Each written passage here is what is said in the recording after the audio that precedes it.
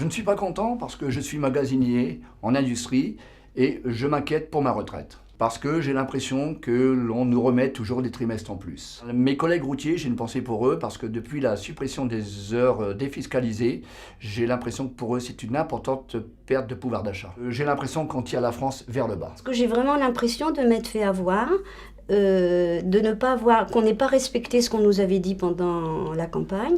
On ne devait pas toucher aux personnes âgées. Et aujourd'hui, on voit que nos retraites diminuent par rapport aux bases sociales qui sont augmentées. Mais lorsqu'on touche au social, aux actions sociales, comme j'ai beaucoup fait et que je fais encore, on est vraiment inquiet pour ces personnes âgées. Que vont-ils devenir? La personne âgée a en tout premier lieu besoin de manger et d'avoir chaud. La nourriture augmente, le chauffage, l'électricité, le fuel, toutes ces choses-là s'envolent. Alors que vont devenir ces personnes? Je suis vraiment inquiète pour eux. Donc j'ai vraiment l'impression de m'être fait avoir. Avant, nous, personnes âgées, il nous arrivait de pouvoir aider nos enfants, alors qu'aujourd'hui, on ne le peut plus.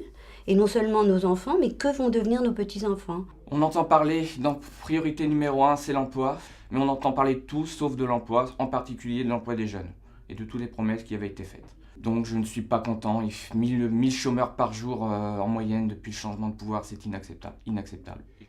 Depuis 8 mois, je rencontre dans ma circonscription des hommes et des femmes, des jeunes, des moins jeunes, qui sont déçus, qui sont angoissés, inquiets, exaspérés par leur situation. Qu'il s'agisse des heures supplémentaires qui ne sont plus exonérées, qu'il s'agisse du chômage qui se développe dans des proportions catastrophiques, qu'il s'agisse des fonctionnaires qui voient leur traitement bloqué, qu'il s'agisse des agriculteurs qui voient s'agiter en permanence autour d'eux une réglementation insupportable, autant de mécontentements, autant de Françaises, de Français qui ne savent plus où ils en sont. Je crois qu'il est tout à fait temps de manifester ce mécontentement. Il faut donc que vous disiez que vous n'êtes pas content. Actuellement, je constate que beaucoup de mes patients se trouvent en difficulté financière. Ils se plaignent parce que les salaires ont diminué et parce qu'ils n'arrivent plus à boucler leur fin de mois. Ils avaient beaucoup d'espoir parce qu'on leur a parlé de certains changements qui ne sont jamais venus. Je dirais tout simplement qu'en France, on n'est pas des mendiants. Ce qu'on veut, c'est du travail. C'est bien beau d'augmenter des aides, mais ce qu'on veut, c'est du travail. Donc, il faudrait privilégier cela. Donc, moi, je suis vraiment pas contente de ce qui se passe parce que je constate que ça va pas, au contraire, ça s'empire. Je suis donc mécontent de la politique économique actuelle. Donc pour refaire démarrer une économie, c'est pas en augmentant les impôts et les charges qu'on peut redonner évidemment de la croissance et de l'oxygène à notre économie. Il y a beaucoup moins d'investissements. On voit aussi sur l'immobilier, beaucoup moins d'achats dans l'immobilier.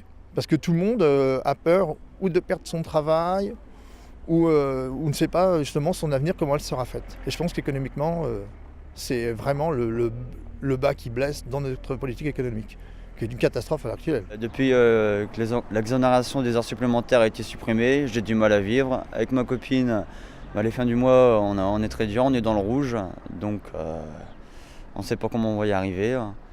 Par rapport à mes amis, à l'heure d'aujourd'hui, la plupart ils ont tous perdu leur emploi, donc ils ont fait 18 mois d'intérim.